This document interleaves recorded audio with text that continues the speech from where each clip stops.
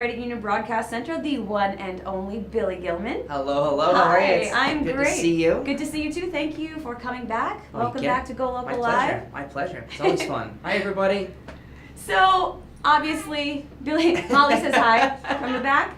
Shh. So, Billy, this is very exciting. You are literally home for the holidays and celebrating in a big, big way with a holiday concert at the Dunkin' Donuts Center. Crazy.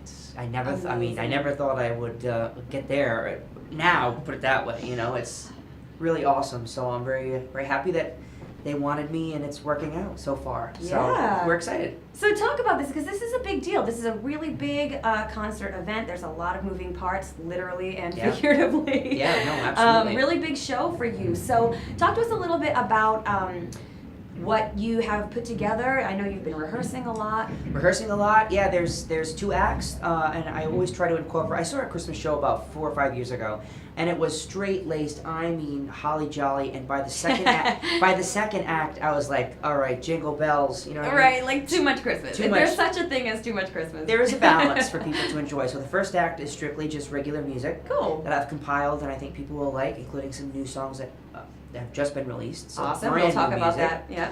And then the second act is two versions. So I wouldn't want to give it away No to people that spoilers, are coming, but there's two little sections within the one act. So it's really neat. And we have tables on the floor. Okay. The first 2 rows are tables, so it gives it like a nightclub theme. Sure. And then of course the arena seating, but and champagne, so people will be very feeling that Christmas spirit by the second act. Absolutely, yeah, I gotta have that. So yeah, we're very excited, and it's so far flowing really great. And I mean, it's Thursday, so we have what? Couple of days. That's it. Amazing. So I heard that there's going to be a couple of special guests. Is this something you can talk about, or is this a no spoiler kind of deal? Well, it was a no spoiler thing because it's the feel of how I'm giving it, but I wanted to the very first Christmas record I ever did was like 1575, I think. That was the year I did it. It's like forever ago. You're right. And it was big. It was a choir. It was a 60-piece orchestra, harps, strings, all that. And I said, if ever I can do an EP or a record, I want to bring it down, open a bottle of red wine, start a fire, jazzy kind of feel. Well, my go-to guy in my brain and my vision was a guy that did Lady Gaga and Tony Bennett's record. Producer? Mike Renzi. Okay. Piano player. Oh, okay. And what did I find out? He's from Rhode Island. So that might be the special guest.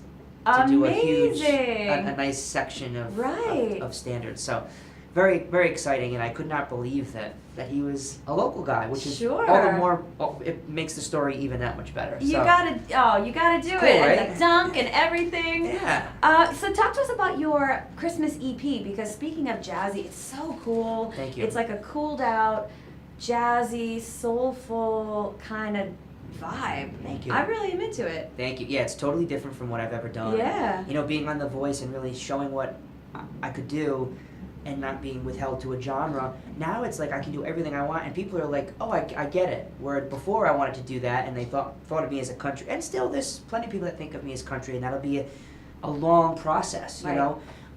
But because of The Voice, it's enabled me to do so many other things, like this Christmas record. And I always try to bring it back to Rhode Island. I always try to do my thing and bring it back to the 401. So I purposely did not make it available online. The only people that can get it are the people at the Dunk in Rhode Island. Amazing. In time, maybe I'll release it. Right. But I wanted them to have the initial, when you're at the show, so there'll be copies sold at the show, hard copies. Great. So yeah, we're excited. I want to give that opportunity to my home state. Yes, gotta love Rhode Island. So this is awesome. I know we're all so proud of you. Thank you. Big event, and I know you've been rehearsing a lot. Are you pacing yourself? Are you protecting you the just vocals? never know. Then one day you wake up and you're sick, and you're like, oh no. But so far so good. Good. So far I know so this good. weather doesn't really help, but I know the last time I was here it was raining, and the last time I was here I was Billy Idol, I think. Oh, with the blonde hair, yeah, it looks so cool though. I love it. You got to reinvent yourself. That's what it's all about. I guess. So they tell me. Yeah. Well, I think that's what you've been sort of doing with your career, with your journey, is kind of reinventing yourself and getting to know yourself as an artist. Yeah. Is that still a process for you creatively? I think it's always a process. I think to me, I'm just getting comfortable in my skin, and feeling confident that I can go out and do a Celine Dion song and people go, holy, what? So I never had that. So the voice really didn't teach me anything. It didn't show me anything technical about singing. Right. That it was already figured out. What that show gave me and taught me was I could totally trust my instincts and not doubt myself. And that's a huge learning, psychological, huge, milestone for anybody. Definitely. And so yeah, as you become more comfortable and you allow yourself to push your own boundaries, that's constantly evolving and changing because you're never the same person. You look back 2 years ago, you're like, why did I wear that? Why did I say that? So you're always That's who evolving. you were at the time, yeah. Exactly. Yeah, and it must be hard because you got your big break so young. You were 11 years old, youngest person to ever have #1 Billboard song, and you've really kind of grown up with people knowing who you are. So it's a little bit even more scary, I imagine, than just and it's scary for normal people to find out who they are. Yeah, it was, but because it was always in my face, it never seemed like it's in front of me. I always say I was a personality before I was a person. Yeah.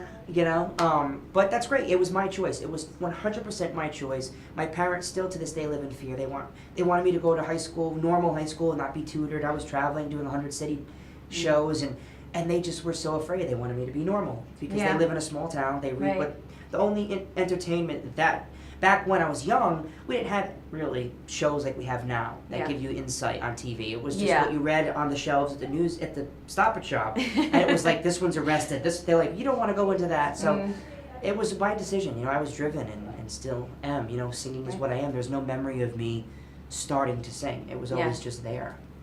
There's no memory. Amazing. Yeah. Crazy. It was just always like instilled in you. Yep. So I pushed them along. I'm like, you're coming. We're doing this. Let's go. So now you're back home. I mean, obviously you're very busy because you're preparing for this concert, but you have another stop, another performance event, but then you get to come back and sort of spend the holidays with the family. Is that about right? Take a night flight from the Dunk show to Chicago. I do a Chicago performance. I was just in Chicago for Thanksgiving for the parade, one of the big parades like Macy's. It was really, really neat, but very cold. And then I'm home for a few weeks, which, amazing. And nothing, no phone, no emails. I hope. I say that. I know, it's so hard to do. I literally thought I was going to have the whole month of November, because we've been running since, literally for 2 years straight, because of The Voice. That was 11 months of craziness. Yeah. And then I've been touring all year. So it's literally been like 2 years of insanity. So I thought I was going to have the whole month of November off. I had 2 days off. Oh, man. Not including Thanksgiving. I was working on Thanksgiving. So Crazy. But I'm loving it. I'm grateful, and, like I say, there's no other way for me. And to have people constantly still believe is awesome, and, as we say, wicked cool. So it's wicked cool. It's wicked It cool. is, and it's a sacrifice you have to make. Thank you. But you also get a little bit of downtime. Are there any kind of Christmassy traditions that you want to be able to do while you're in town? Well, I always go to the ice skating rink, but that lasts before, after Christmas. Of course, Christmas Carol, the Nutcracker, all the stuff that comes around, we go to. I really wanted to make it a point to go. I've never been to the Rockefeller Tree in New York. That's not local, goodness. but I've never been. Close enough. There's no weekends that it'll work, and then it's torn down. So right. I just like being home and visiting my favorite restaurants and things like that. So when you were basically a kid in the music industry, touring, being a professional, did you miss out on Christmassy stuff sometimes, or were you able to find a way to kind of like still have some kind of Christmas with your family? How did that No, there's been a work? few things that I've missed out on, and that's why I always love being home. Not the fact is Rhode Island was so supportive of me, and it was indicative with what you did with The Voice. But I was away at 12 and 11 years old, 13, 14, 15, up until my voice started to change, and I was still busy traveling the world doing philanthropic work. If I couldn't sing, I was traveling over 100 days a year doing community service with muscular dystrophy and Jerry Lewis and all this. So I've always been really busy. And there were Christmases I missed out on, and I'll never forget a couple months after Christmas, it was springtime, and all my family was around, and they were reminiscing about one moment, and they were like, remember that? And I stood there, I'm like, no, I wasn't there for that, right? So because of that little psychological hang up, I love being home. Yeah. And I told my team, if I can make my career work and happen and flourish and keep thriving, but still be in Rhode Island, That's I a want to do win-win it. situation. I love yeah. the 401. I love and it. here you are back with this concert. It's a holiday event. It's at a huge venue in your hometown. I mean, I think it's a awesome opportunity for Thank you. you. Thank And since you mentioned it, you are a very charitable person, and this is definitely something that you stand for. And a part of the proceeds of this concert is going to Hasbro Children's Hospital. So tell us a little bit about how that is going to work. That's right. So when we were getting ready to get the show off the ground in late October, which is kind of crazy. Usually, like, arena shows go on sale in, like, for a December show, they'll go on sale, like, in June. Right. It just takes, but they released them in October. I'm like, you're killing me. You're stressing me out. There's no time. I know.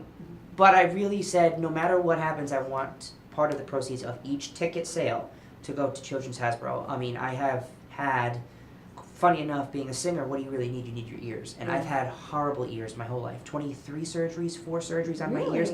You know, the eardrums collapse. This is a bad problem. So I've seen firsthand what the OR and the nurses and the anesthesiologists and what they do to comfort a child, because it's scary as a kid to go in a hospital. Right.